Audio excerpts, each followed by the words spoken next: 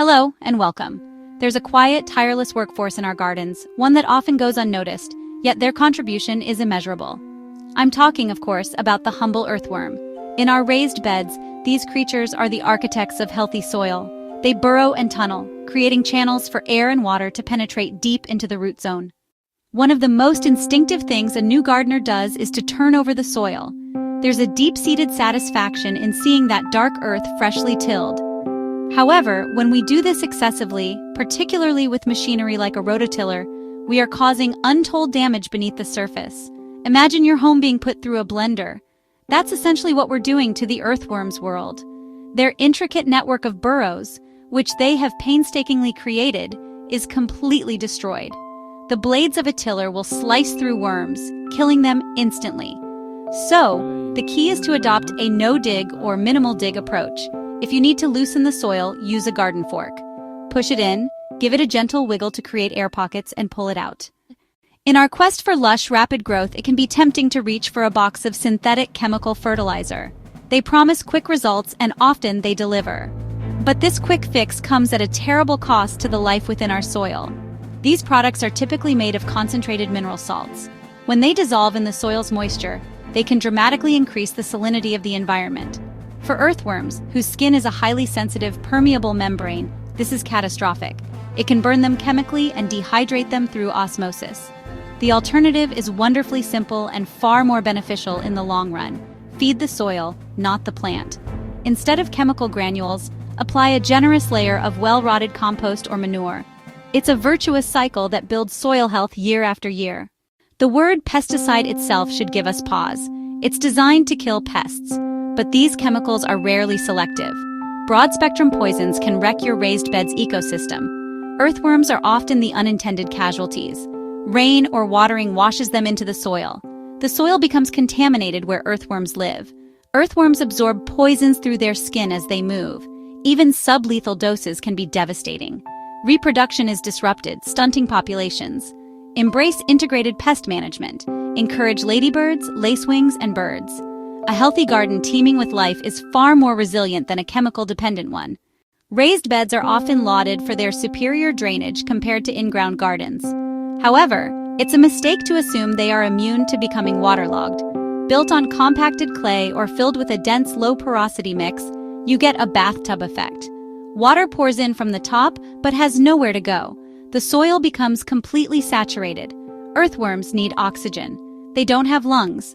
They absorb oxygen through moisture on their skin that comes from air in the soil. When the soil is waterlogged, there is no air. The worms begin to suffocate. That's why you see worms on paths and lawns after heavy rain, trying to escape. Prevent this by ensuring good drainage from the start. When filling, add materials that create structure and air pockets. Soil compaction is the silent enemy of a healthy garden. It happens gradually, often without us even realizing it. Every time we step into the raised bed to weed or harvest, we are compressing the soil particles together. This squeezing action eliminates the precious air pockets that worms and plant roots rely on. For an earthworm, trying to move through compacted soil is like trying to tunnel through concrete. The prevention is quite simple. Stay off the soil. Design your raised bed so that you can reach the middle from all sides. Regularly adding bulky organic matter acts like a sponge, resisting compaction and keeping the soil structure light and perfect for our earthworm friends. This is perhaps the most fundamental mistake of all. Earthworms are detritivores, meaning they eat dead organic material. A raised bed filled with sterile topsoil or a bagged compost that is low in genuine organic substance is essentially a desert for an earthworm. There is simply nothing for them to eat. Without a constant supply of food, they will either die or, if they can, migrate elsewhere in search of sustenance. Think of organic matter as the fuel for the entire soil engine. Materials like garden compost, well-rotted manure, leaf mold, and even chopped and dropped green manures are a gourmet banquet for earthworms. As they consume these materials, they drag them down from the surface, mixing them into the soil profile. A garden rich in organic matter is a garden rich in worms, and a garden rich in worms is a garden rich in fertility. Be generous with your compost. The plants we choose to grow have a profound effect on the soil beneath them. Most of our vegetable crops live in a harmonious relationship with the soil life. However, some plants, particularly certain invasive species, can fundamentally alter the soil chemistry. They can be botanical bullies. They create environments where only they can thrive, pushing out native plants and the beneficial fauna that depend on them. Some invasive plants release allelopathic chemicals from their roots. These compounds inhibit the growth of other plants.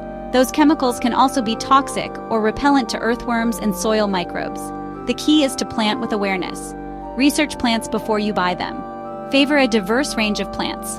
Polyculture promotes a resilient soil ecosystem and provides a balanced diet and habitat for earthworms. Leaving the soil surface of your raised bed bare and exposed to the elements is a missed opportunity and can be detrimental to earthworms. The sun will bake the top layer, causing it to dry out and form a hard crust. Heavy rain will pound the surface, causing compaction and erosion. These extremes make the upper layer, the most biologically active, a very unpleasant place for an earthworm. They will be forced to retreat deeper. Mulch is simply a layer of material applied to the surface of the soil. It acts like a protective blanket.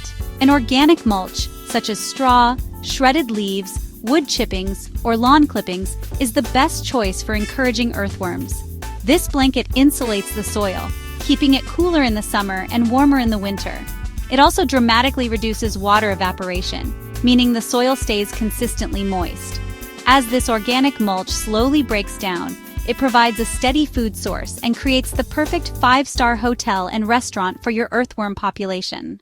When constructing and maintaining our raised beds, we must be mindful of the materials we introduce.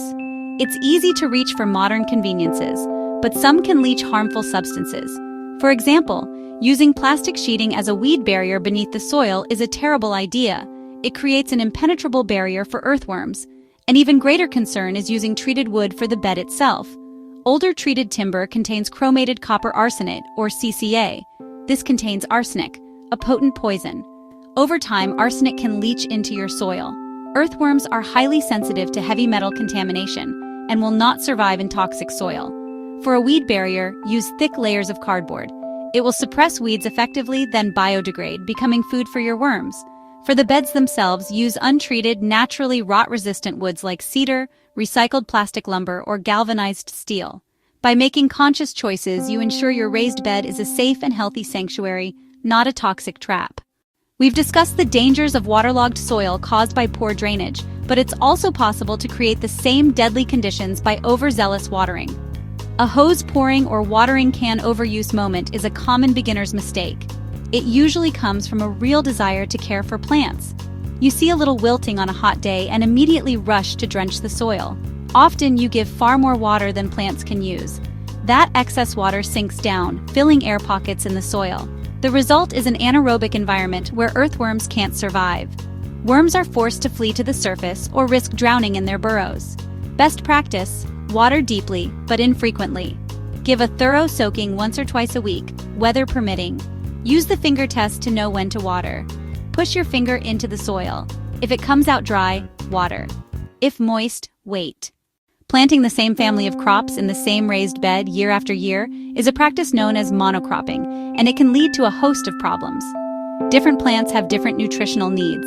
Continuously growing heavy feeders like tomatoes or cabbages in one spot will deplete the soil of certain minerals. More importantly, pests can build up in the soil over time. Diseases can build up in the soil over time, just lying in wait for their next host. This lack of variety has a negative impact on the soil life, including earthworms. A diverse range of plants supports a more diverse and resilient community of soil microorganisms. The solution is a simple but powerful technique called crop rotation. Divide your crops into logical groups: brassicas like cabbage, legumes such as beans, alliums like onions.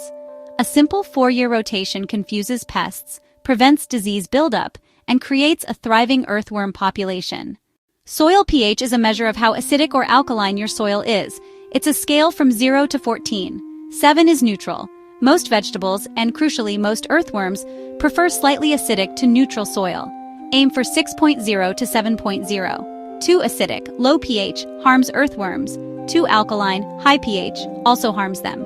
Extreme pH creates a stressful, even toxic environment. They're sensitive creatures. Extreme pH can disrupt their metabolism and stop them processing nutrients. Heavy rainfall can acidify soil. Certain synthetic fertilizers can acidify soil. Very hard local water causes alkalinity. In either extreme, earthworm populations suffer. They'll struggle to reproduce. Test your soil pH every year or two. Use simple, inexpensive testing kits. If too acidic, add ground limestone. If too alkaline, add sulfur. Monitor and gently adjust pH to create balanced soil and thriving earthworms. So there we have it. 12 common and often unintentional ways we might be harming the most valuable workers in our gardens. From the violence of overtilling to the subtle poison of pesticides, our actions have profound consequences. By simply being more mindful, feeding the soil with compost, protecting it with mulch, choosing materials, carefully watering wisely, we can move from being a threat to being a guardian. Creating a haven for earthworms ensures your raised beds are productive and bursting with life. Your garden is a unique ecosystem. I'm sure many of you have discovered your own ways to encourage these wonderful creatures.